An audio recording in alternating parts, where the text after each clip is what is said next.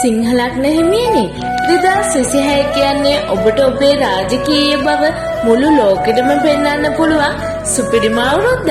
ඔබේ ලග්නාධිපති රවි ග්‍රහයාගේ බලය නිසා මේ අවුරුද්දේ ඔබ කොතන ගියත් කැපී පෙනෙනවා. හැබැයි රජෙක් වුණාම සතුරු වැඩි කියන එකත් අමතක කරන්න එපා.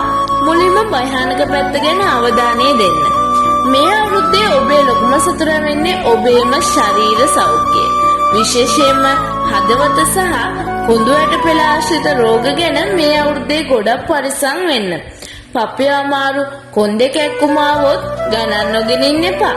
ඒ වගේම ඔබේ දියුණුවට ඊර්ෂ්‍යා කරන අය ඔබ පහළට දාන්න කැපිලා දාන්න පුළුවන්. ඔබේ උඩුකුකම පොඩ්ඩක් පාලනය කරගත්තේ නැත්තම් ළඟ ඉන්න අයත් තරහ වෙන්න යන්න පුළුවන්.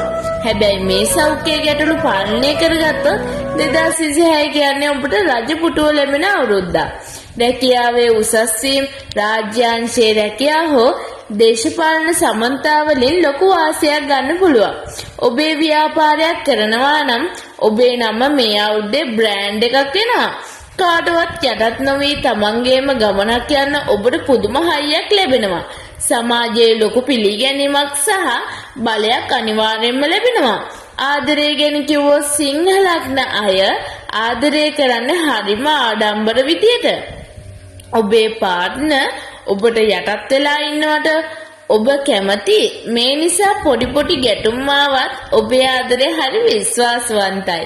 මේ අවුරුද්දේ ඔබට ජය ගේන්නේ රන්වන් තැඹිලි පාට සහ අංක 1.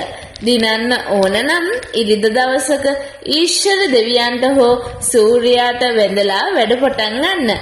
පපුව පරිස්සම් කරගත්තොත් මේ අවුරුද්දේ රජා ඔබයි. තෙරුවන් සරණයි.